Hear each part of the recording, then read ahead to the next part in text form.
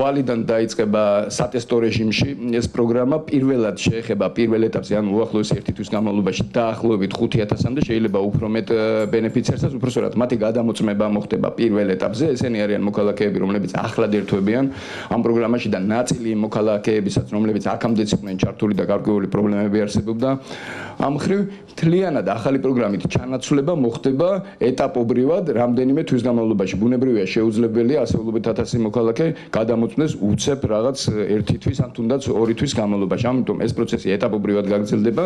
რაც შეეხება კითხვის იმ ნაწილს, რაც თქვენ ბრძანებდით, მინდა ვთქვა, რომ პრინციპები უკვე განსაზღვრული არის. პრინციპებში გულისხმობ იმას, რომ თვითონ შეფასების სისტემაში მაქსიმალურად შემცირებული არის ის მომენტები, როდესაც გადაწყვეტილების მიღება დამოკიდებული იქნება რაღაც სუბიექტურ ფაქტორებზე.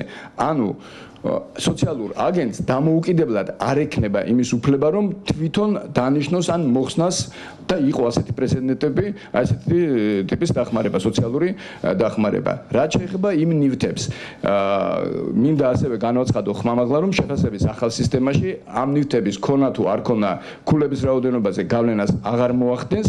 მთავარი ამოსავალი წერტილი შეფასებისას იქნება ის ქონება, რომელსაც გარკვეული შემოსავალი მოაქვს მოქალაქისათვის. სატესტო რეჟიმი ნიშნავს იმას, რომ გარკვეული მონაცემები 1 თვის განმავლობაში დაგროვდება სისტემაში და ამის შემდეგ უკვე უფრო მოკლედ, უფრო მომსახურების ნაწილს ეხება, ესე იგი თუ როგორ გაგრძელდება პროგრამა. კიდევ ერთი მნიშვნელოვანი მომენტი, რაც სიახლე არის, გახლავთ ის, რომ ბავშვი ორიენტირებული ხდება ეს პროგრამა, ანუ ოჯახები, რომლებიც სოციალური დახმარების მიმღებები ხდებიან, მათ დაემატებათ დამატებითი ბენეფიტები იმის მიხედვით, თუ რამდენი ბავშვი ყავთ ოჯახში.